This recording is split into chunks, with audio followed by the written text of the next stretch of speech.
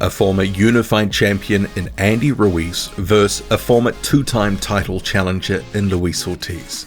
It's a good fight, and one where there are several questions about both guys, given factors like inactivity, how they looked in their last fights, and also the style matchup of Ortiz being a southpaw is one that Andy Ruiz is not used to, and he has even admitted so. So while this fight seems to be a little bit overlooked by the casual boxing fan, and probably in part because it's on pay-per-view, it does hold a lot of intrigue for me, and I'm sure also you, given that you're watching this video. And the winner will propel themselves to something much bigger and better in 2023. This is an eliminator. But I do have questions about both guys heading into this one, and we'll start with Andy Ruiz Jr. The former unified champion has fought just one time since losing the rematch to Anthony Joshua in 2019, having fought Chris Arreola in 2021 after taking all of 2020 off. I will come to the Arreola fight soon, because there's a few things from that got me thinking about points for this video, including inactivity and the impact of the yo-yo sort of up and down in weight that Andy Ruiz has sort of been a feature of his career. But first, inactivity. One fight in 3 years. It's not great coming into one of the bigger and better fights of your career, especially with Ruiz Jr. having looked a bit shaky at different points in the Arreola fight, even being dropped. Ruiz could come into this a little bit underdone. He could be rusty due to the inactivity. But also, then you couple with that the fluctuations in weight in those 3 years. And actually going up and down in weight, as I mentioned, is a feature across Ruiz's 13-year-long pro career. He's been pro since 2009. And you have to ask the question, has inactivity and not living a more Spartan lifestyle, which is often needed for boxers at the elite level, has that taken something from Ruiz? Maybe durability.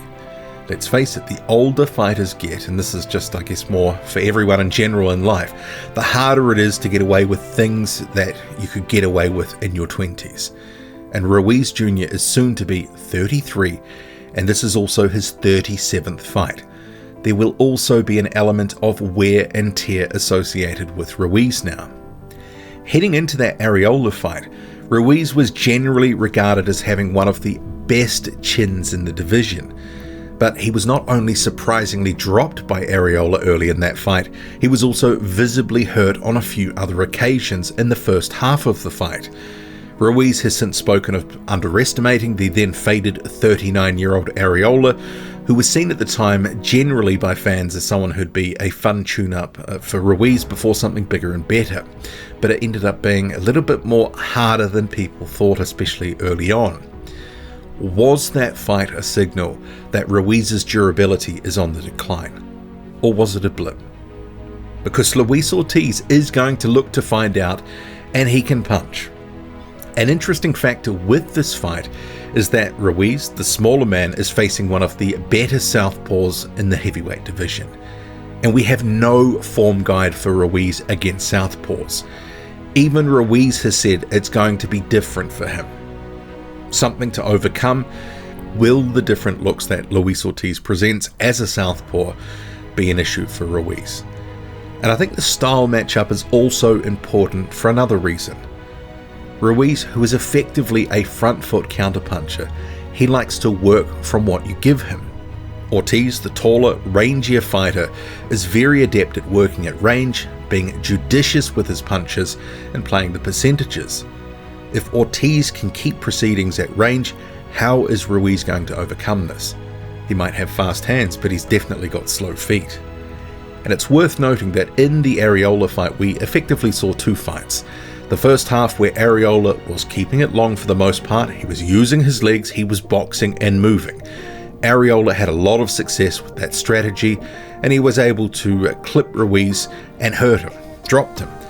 But he didn't have the gas tank in the legs to keep it up in the second half of the fight, and as soon as Arreola had to revert more to type, be more of a stationary target in front of Ruiz, Ruiz was able to get to work and he took control of the fight.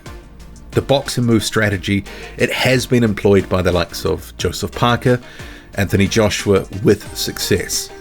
So what is Ruiz going to be able to do if Ortiz is using his legs and denying him those counter opportunities early on?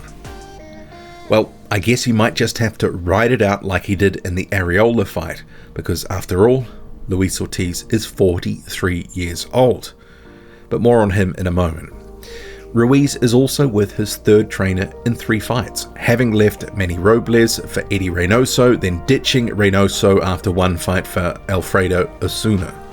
What impact will that have? I do think generally at this stage of his career, Ruiz is largely whatever he's going to be, and generally he fights the same regardless of the opponent. Another question fans have for Ruiz Jr. is about his desire. What's left? Is it still burning within him? How much does he want it anymore? Bearing in mind he went to the mountaintop, he was the unified champion, got paid handsomely, 8-figure paydays, etc., and then he let it all slip away. Ortiz keeps talking about his hunger to achieve his goal of becoming champion. What is motivating Andy Ruiz Jr. now? And I mean really motivating, and I don't mean all the canned answers we often get from fighters. Does he have the drive that he once had? I think it is a legitimate question. Moving to Luis Ortiz. And we've already alluded to a few things already, but the elephant in the room where it comes to the Cuban is his age. 43 years old, what's he got left? Some boxing fans do get a bit emotional when this topic is raised, but it is a legitimate question, especially after a shaky performance against Charles Martin. A stoppage win can often paper over the cracks to some extent, but the reality is Ortiz did not look good in stretches of that fight, dropped twice, including by a jab for one of the knockdowns. His legs didn't look right, and for a guy who relies on them to box and move, that was a red flag. But he's in against a different opponent this time. Not only is Ruiz shorter than Charles Martin, Ruiz is an orthodox fighter, which Ortiz is far more accustomed to facing.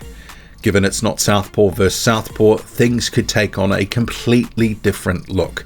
And I am anticipating Luis Ortiz is going to try to make the most of his natural advantages, the height, the reach. He will try to box, especially early on, and he will try to deny Andy Ruiz Jr. the counter opportunities he will be looking for. It could be a very low volume and cagey fight early on. But the question being, how much does Luis Ortiz have left in those 43-year-old legs? How good is his chin now? He's had a couple of brutal stoppages against Deontay Wilder.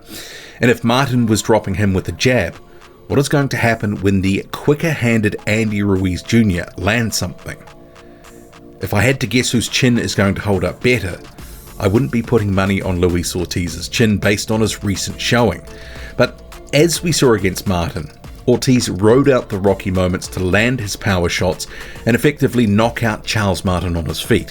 If you haven't seen that in sequence to that fight, it's wild and it's certainly worth a rewatch. So a question is, does Ortiz need to rely on his power again to get him the win here? Is he going to start to get clipped as the fight wears on and as he tires? And will he have to pull something out of his bag of tricks to save the day? He has been making statements that this fight is not going 12 rounds and that someone is getting knocked out. And I think he's right. I don't actually think he's got the legs to go 12 rounds, but I do think he does have the power to change a fight, and he is certainly an accurate puncher. Can he do it? Or has Father Time already aged him out of the title picture? We will see. With all these questions for both guys, it's an intriguing fight. And despite all the questions for Ruiz, and there are a number of them, I am going with the younger, fresher man. But it's by no means a lock, and power is the last thing to go for any fighter, and Ortiz does have plenty of it. Looking forward to the fight. How about you? Drop a comment loud and often, hit like, hit subscribe, follow me on Twitter, boxing_squared. I'm out.